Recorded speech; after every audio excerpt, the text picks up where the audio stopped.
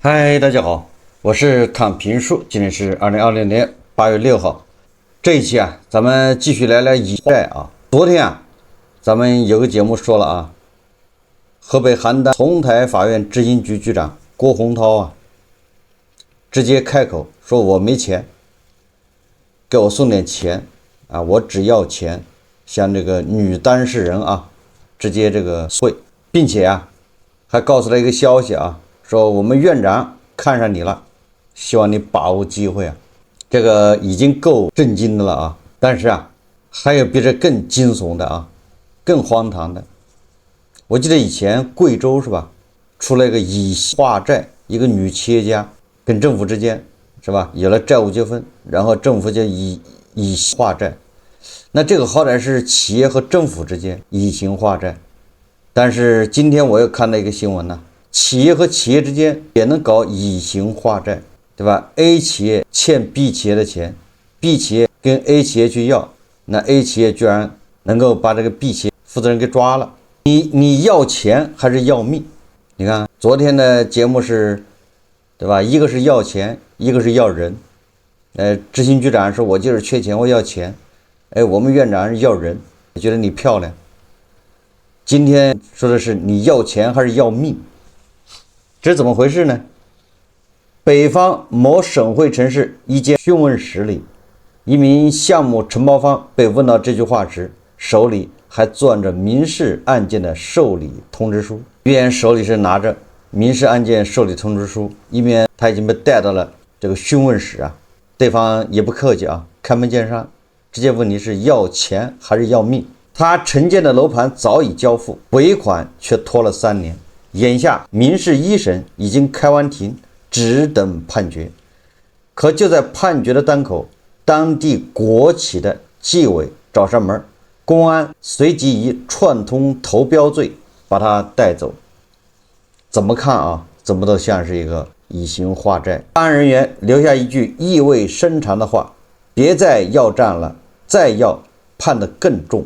而這還不是孤立在部分建設工程施工合同糾紛裡，民事追償與刑事程序發生交叉，債權人反而成了被調查的一方，要債的人先成了被告人，先把牢坐滿再說。這不就是以息化債嗎？當手銬成為談判桌上的籌碼，試問債權還有那麼重要嗎？我記得那個有個相聲是吧，罵錢不錢的，樂呵樂呵得了。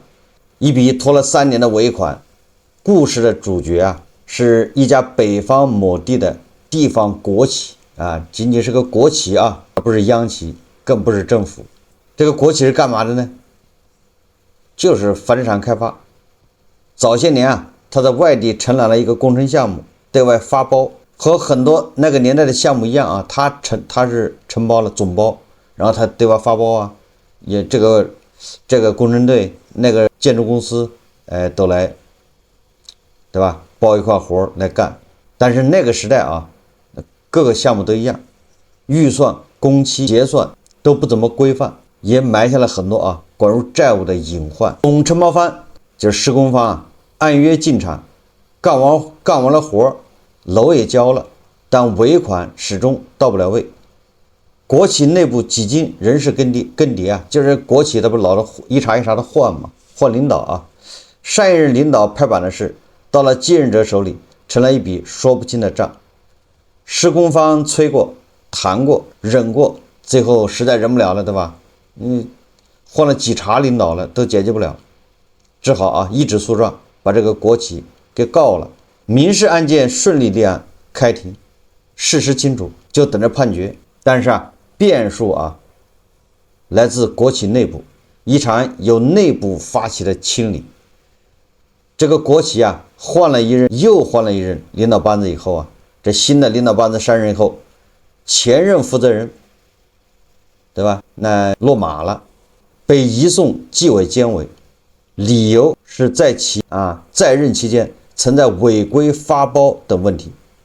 那麼監委紀委介入留置調查，那這個馬上程序就啟動，也就是國企對吧？馬上反腐開始了，在這所有的流程都要進行調查，這個也無可厚非但是問題出在調查結論的走向上。其中的一項調查認定啊，前任就是這個國企的前任領導啊，在發包過程中將部分工程直接指定給特定承包人，公開招投標程序有問題。但是啊，實際上施工方手中的那份合同啊，價格不是指定的，而是隨行就市的市場價。你說有沒有違規呢？肯定有違規。所謂的違規啊，集中在一點，就是發包方要求施工方按指令找來5家公司陪標，湊齊形式上的競爭，最終讓指定對象中標，也就是業內常說的圍標。這個搞过工程人或者參加過招投標的都知道啊，這個在很長時間裡面，這就是一個約定成俗的一個玩法。甚至現在啊，現在是不是有我就不太清楚了，因為現在很多工程不賺錢，誰也不會陪你去圍標玩。過去呢，工程都賺錢，但是咱們对吧，有相關規定是吧？國企的這些工程啊，都是要招標投標，招標投標很多都是圍標。圍標什麼意思呢？這個活我想幹，甲方也願意給我幹，或者我跟甲方之間有什麼貓膩啊，有什麼彎彎繞繞的勾肩搭背，但是甲方不能直接給我，那這中間還得走個形式，就是招投標。那招投標既然是招投標，那怎麼確保我能投標能投上呢？所以那我就來控制這個招投標，對吧？這個要求啊，有5個投標的來投標，那我就找5個來，但是他們都是我請來的演員，群众演员，按照我說的走，对吧？我来控制他們投多少錢，串標。假設啊，有一個不长眼的，他們自己跑來的，他也要摆開架勢，要正經的投標，對吧？來競爭這個項目，那我呢，就要過去找到他們啊，給他們做工作，勸他們勸退啊，你別來，对吧？這水太深啊，各種理由建議他別玩。那他如果不走呢？這有的人就是轴，对不对？他就覺得你既然你公開招標，那我為什麼不能投標啊？我投標我還很有機會，對不對？他非要投，那怎麼辦呢？實在不行的話就給錢，不需要甲方出面啊，就是來投標的這些人，就会直接給他多少錢啊？說你撤吧，什麼手段都用啊，勸退。不光是招投標啊，就連那個這個考編是不是？公務員考試這麼玩呢？正好這2天啊鬧得比較凶的，反正都是這些黑幕啊，一把說一說啊。這個海峽都市報啊，昨天刊登了啊一個怪事，就是跟招投標圍標相類似一模一樣的搞法操作手法，可以說是借鉴了啊招投標這種先進的管理模式。說是第一，這個人筆試第一，卻被第2名花錢勸退棄考，怎麼回事呢？8月4號啊，廣東陳女士反映，在廣東省事業單位2020年集中公開招聘高校畢業生雷州市事業單位招考中，就考的是雷州市的啊，應該是考編嘛，應該是教師是吧？存在泄露個人信息，招考單位工作人員私下接觸考生，他人以金錢利誘勸退等不當行為。但多次舉報後啊，試圖出錢勸其放棄面試的第2名考生出現在雷州市教育局發布的擬聘用人員公示名單當中，而陳女士並未出現在擬聘用人員名單中，這怎麼回事呢？這個舉報人陳女士啊，她是報考崗位雷州市特殊教育學校高中舞蹈組專業技術崗，筆試成績崗位第一。你看这個陳女士啊，筆試考了第一。4月28號，一名自稱該校負責教師資格資料審核的高老師啊，自稱是啊這個學校用人單位的高老師，就添加他的微信，對方通過微信電話就是通過微信電話告訴他啊，教師資格證有問題，但找個理由啊，他這純粹就是找個理由加他的微信，先說你那個提交的啊教師資格證啊有點問題，結果呢陳女士說有什麼問題啊？不挺好，我是正經考的，對不對？教師資格證啊。那個添加他的那個高老師就說沒有問題，我看了一下，好，這就很蹊蹺了，對不對？5月6號面試備考階段，該人員再次聯繫陳女士，轉達筆試第2名考生的訴求，也就是高老師啊，莫名其妙加了他微信的這個人，開始傳話了啊。他就聯繫這個考第1的啊，這個陳女士，轉達考第2的這個考生的訴求，說對方啊，目前在深圳民辦學校任職，若入職雷州崗位，將面臨2-3萬元違約成本，願意拿出數萬元，希望筆試第1名的陳女士放棄面試，把崗位讓出。這話什麼意思呢？就是說這個第2名的這個人啊，他現在在深圳民辦學校上班，如果考上了到雷州啊這個公辦的有編制的這個崗位，他在深圳那邊還交違約金幾萬塊，那意思是說人家為了這幾萬塊都願意考，人家也願意再多加幾萬塊給你這個陳女士，你把位置讓出來吧，給人讓路，就這意思，把崗位讓出。結果這個陳女士啊，也就跟那個河北邯郸的那個高麗娜一樣，人家也錄音了，把它錄下來了。然後陳女士啊，當即拒絕該金錢勸退提議。然後那個加他的那個高老師啊說啊，他只是受第2名考生所托，以學校老師身份從中傳話，我就是個傳話的遞話的，實際上他是個掮客啊，建議第1名你退吧。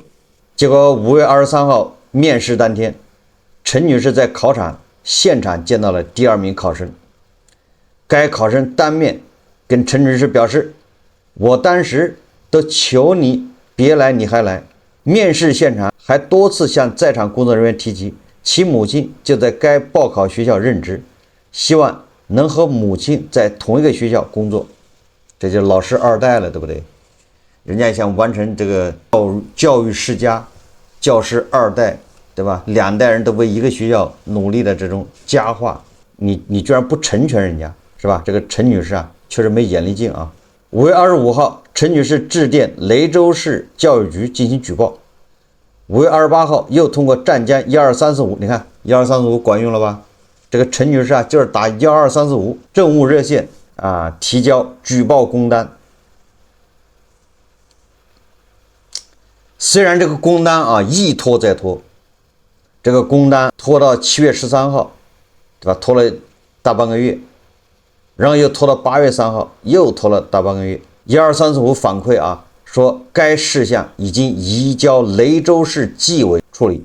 那12345的權限有限啊，他能把你整到紀委去處理，說明他也用力了啊，是吧？這個事整進紀委了，紀委關注了啊。8月3號，雷州市教育局發布教育類第1批聘用公示，該崗位聘人員正是筆試第2名。你看。第1名莫名其妙被刷着了啊，第2名這是霸王硬上弓啊，這是硬弩啊，強上啊，人第1名不同意，對不对？人家第1名筆試第1名來面試，結果人家先禮後兵，對吧？先勸你給你錢，你退吧，你不退是吧？不識相那行，對吧？直接就讓你面試不過，人家選的就是第2名，然後第2名進行公示，所以這陳女士受不了啊，舉報啊。陳女士撥打公示上留的人事股聯繫電話，始終無法接通。那這個公示也就是個假的啊！你公示上留的電話說有意見可以打這電話，結果電話永遠打不通。記者查閱公示信息，該崗位擬聘用人員為陳某某，並非爆料人陳女士。記者致電雷州市教育局辦公室，對方稱需諮詢人事股，人事股電話多次撥打無人接聽。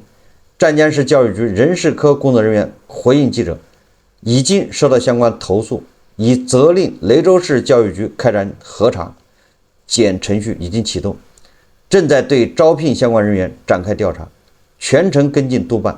對於涉事考生進入擬聘公示，該工作人員解釋，現階段核查到該考生筆試面試分數沒有異常，因此按照流程發布擬聘用公示。這是海峽都市報記者報道啊，這個怎麼回事呢？這不就是典型的圍標創標嗎？這是一樣的啊，一個邏輯，就是這個雷州教育局啊，人家定向的就要招那個陳某某，都姓陳啊，這是還容易搞混，是不是啊？人家已經定向了，就是要招那個陳某某，陈某某他母親也在這學校，然後開始定向運作，是不是啊？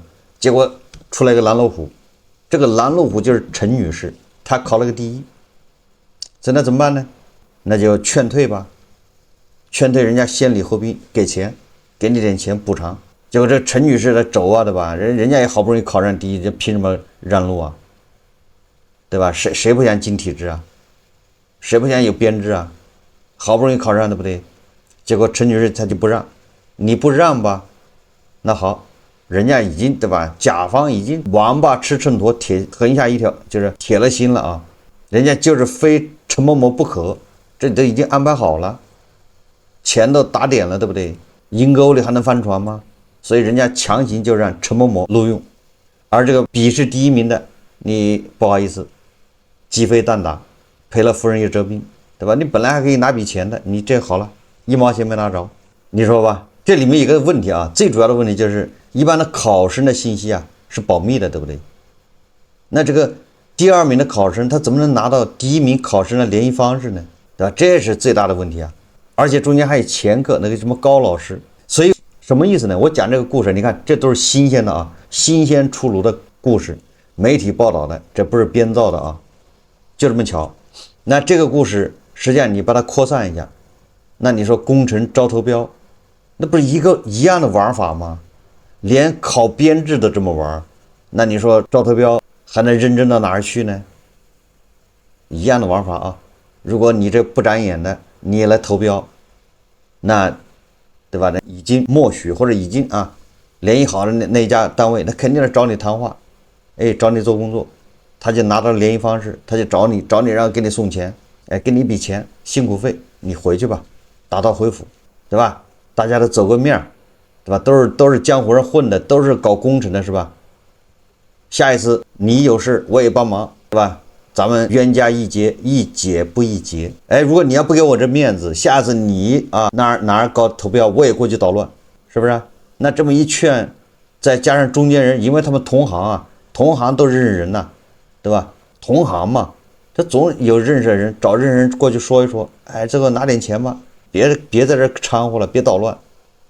那一般人就會走了啊，剩下的就是他們安排好的，按劇本來了，按劇本走。所以他就會以很心儀的價格拿到這個標，然後相關人等都能吃得盆滿缽滿，就這意思啊。所以你看這個連考公務員、考編制都這麼玩，那招投標這麼玩，也就不難理解。那我們接着說這個以形畫債，圍標不用說當然違法這在經濟領域這是普遍現象。但是我們不能否認這是違法。但是違法和你幹完活不給錢，這兩碼事啊，就不知道大家能不能理解這事啊？就是你把人家錢付了，他違法歸違法，違法呢要該判刑判刑，但是你不能說他因為他違法，所以把他一抓，然後他那幹的活呢錢不給了，那裡面還有農民工的錢呢。圍標當然違法，對不對？不用這個不用說，可這裡有個容易被忽略的細節，指令是誰下的，5家陪標是誰找的。形式上中標人背後真正的決策方是誰？實際上這一切都是甲方安排的，發包方的指令裡面都有了。案子這個債權債務糾紛是民事，對吧？民事已經就等着判決書了，結果刑事啟動了。咱們國內有個法律有個規定叫先刑後民，對吧？刑事一啟動，你民事還得停，先刑事。刑事搞完了再搞民事。當地國企紀委發現了圍標線索，移送公安，公安以串通投標罪對施工方立案偵查，人隨即被控制。緊接着出現了開頭那一幕，辦案方民事停止主張債權，否則加重處理。那這個事情就變味了。如果你僅僅是辦案，說你這就是串通投標罪，那你就辦人家串通投標罪。但是他的辦案方向已經變了，說你還要錢還是要命？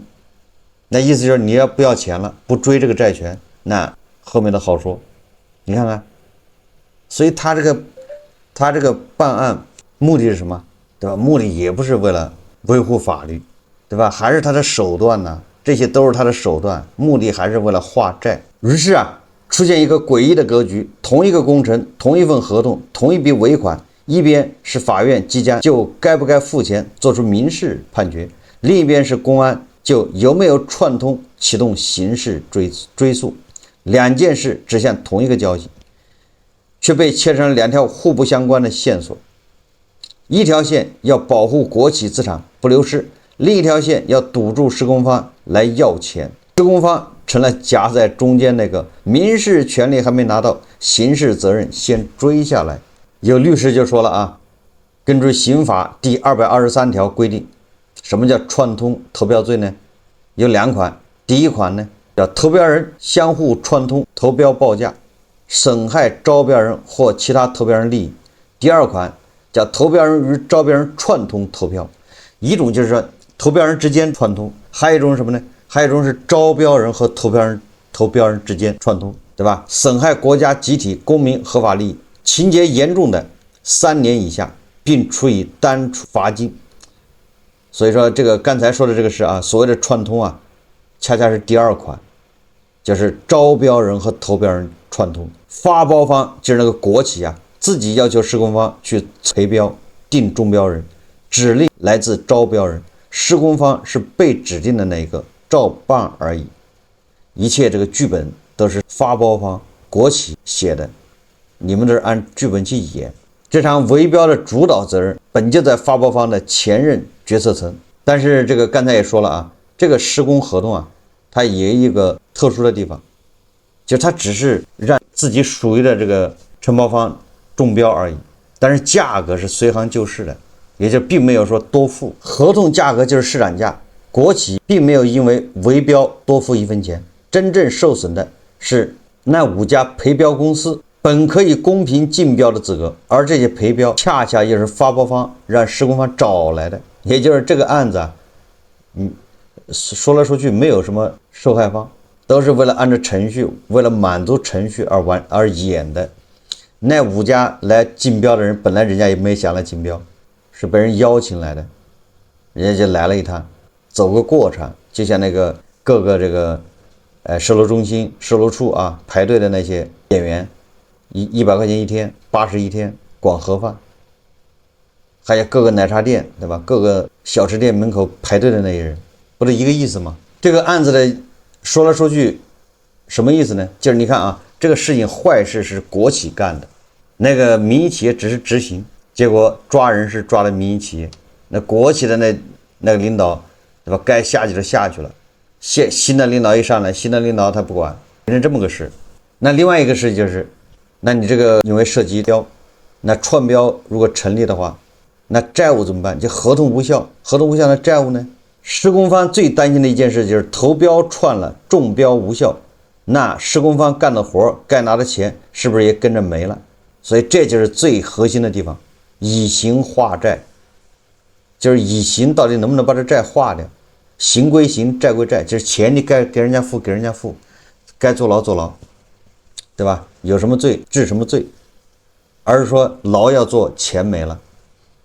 根據招標投標法啊，串通投標的中標無效，由此訂立的建設工程施工合同通常也被認定無效。但是合同無效是不是就等於白幹？這個也有法律規定啊，民法第157條規定，民事法律行為無效後啊，因該行為取得的財產應當予以返還，不能返還或者沒有必要返還的，應當折價補償。具體到建設工程上，就是最高人民法院相關司法解釋反复確認的規則。建設工程施工合同無效，但建設工程質量經驗收合格，當事人可以請求參照合同的約定折價補償工程價款，也就按照合同約定啊，你這樣的工程合格。符合驗收標準，那麼這個工程款呢是可以結的，但是要打折，就是市場價多少多少，如果你比市場價高，那你只能隨着市場價，就這意思啊。通俗一點啊，就是樓是真的蓋了，活也是真的幹了，質量也是過關了，那該給錢就要給錢，就這麼個意思。圍標是錯誤的，但樓是真實的，程序是有瑕疵的，但不等於債權清零。所以說刑事程序追究的是投標環節的違法犯罪，民事關係是解決債權，就是幹活該不該給人家錢，對吧？這兩個本來不應該打架，但是以刑化債，就容易把你債也給花掉了。用刑事追訴去抹掉民事債權，把2種性質完全不同的法律責任硬生生塞進了同一個口袋。那有人就說了，那為什麼還要以刑化債呢？實際上以刑化債它有它的邏輯施工方一般先成為犯罪嫌疑人，而不是主導圍標的發包方。主要是甲方一般的是比較強勢，施工合同履行結算中那個甲方肯定比那個乙方要强勢什麼叫甲方爸爸嘛？承包方相对于發包方本來就處於談判弱勢，但民事追償與刑事程序相交疊，刑事強制措施現實壓力遠大於一場民事判決的遲延履行。刑事過程中追究責任過程中一旦是吧暗示你或者要求你不要再要賬了，也就是把要賬跟刑事調查綁定，那麼民事爭議就被悄悄改寫性質。什麼意思呢？就是這個施工方一旦背上刑事責任，他那民事很有可能也成了刑事責任的這個注腳，或者叫什麼叫罪行之一。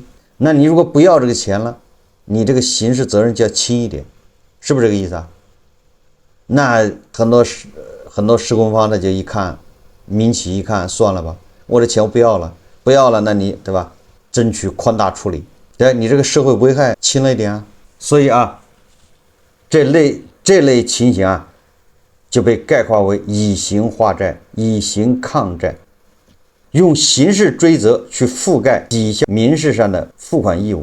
但是這個這麼明顯的對吧不合理的地方，怎麼可能是大行其道呢？實際上最高人民法院、最高人民檢察院有很多這樣的解釋是杜絕嚴禁這種做法，但是沒有用，因為現在地方政府缺錢，你看國企也缺錢，地方政府缺錢這麼幹，以刑化債，國企也這麼幹，也是以刑化債。為什麼國企的理由很簡單國企的理由就是加藤老師說的，叫國有資產流失，就這麼一句，這個事就比天都大。國有資產流失誰都不能小看，都得重視。要命還是要錢，現在擺在很多民营企業老板面前。本來這個不是2選1，本來它也不應該出現在債權糾紛裡，但是現在呢，這樣的事情會越來越多。我剛才已經說了，最主要原因是政府沒錢，地方政府，國企也沒錢，你要錢天天要煩了，对吧？咱們好商好量說了明年給，等手上富裕了再給，寬裕了再給。就有一些民营企業对吧不依不饒，不僅天天要賬，反而還起訴告到法院去了，你說怎麼辦呢？